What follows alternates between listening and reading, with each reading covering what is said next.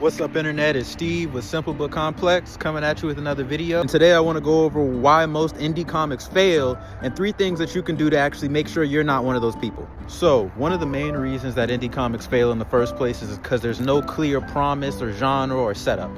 Most times when people are making their first comic book or their first story, they have all these great ideas and this big, hard to explain, hard to imagine thing. And that's very cool. And there's a time and a place for that, but not right now. Because it's your first comic, it's your first outing. Nobody knows who you are. So keep the promise clear. What is the reader getting? And the second one is one I'm actually guilty of when I was writing my first comic book, Gems and Journeys. And that's not building up your audience before you release your comic book. You did all this work, you put in all this time, you put in all this effort, but nobody saw it. You built in silence, you dropped in silence. Now, when you're bigger and you have a bigger name to yourself and a bigger audience, you can do that. It'll be cool. But right now, people got to know, because there's 1,000 things in the world that want my attention. So you got to come up with a reason as to why I should give you mine. The next one is inconsistency in your output. And I even struggle with this myself. And you don't have to have like a bi-weekly or a bi-monthly schedule, but you got to have something. Even if you're just showing people what you're doing or what you're working on, there needs to be a clear plan. A common thing that happens is people drop issue 1, if they even get that far, and then you don't hear again from them for 5 to 6, 7 months, and then by that time the interest is gone. And even when I wrote webcomics, I suffered from this because I wasn't telling people what was going on, when the process was, how things were going. I was just dropping chapters when they were ready. Nobody knew, there was no time, and that's annoying. Imagine if your favorite TV show did that. You'd be annoyed. Last one is all about the money. And this goes out to the people who are doing Kickstarters or have multiple people or project managers. Your money is being spent in the wrong places or it's going out too early.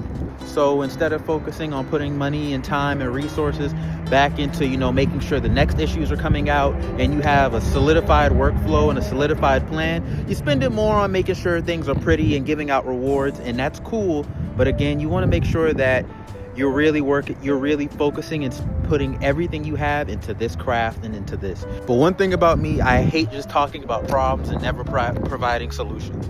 So I got 3 ways you can circumvent that for yourself if you plan on making a comic.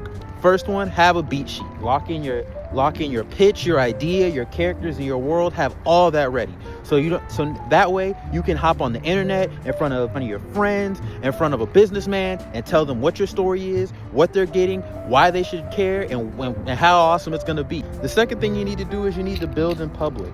Share screenshots, share photos, share works in progress. Share it, even though it's ugly or it's not finished or you don't have as much as you think. Post it. That's what I'm doing right now. I got this account to a certain amount of followers just by posting what I'm doing, because I spend all day drawing, I spend all day writing. So I said, why not y'all see what I'm doing? And it builds hype. And then people come along for the journey. And then once they get that comic book in their hands, they're going to respect you even more because they watched you put it together piece by piece. And then this last one is very simple. Think past issue 1. Now, you don't have to have a grand story all mapped out, 100 chapters into the future. But typically, I at least try to think 2 or 3 ahead. And I at least try to have a general idea of where I want, like, if it's a long form story, how long I want this one arc to be, and then how many, how we can get there and then still keep fans interested. And if you appreciated hearing me yap any, go to simplebutcomplex.com. We have blog posts where we talk about everything comics, from how to publish them, the writing process, all of that.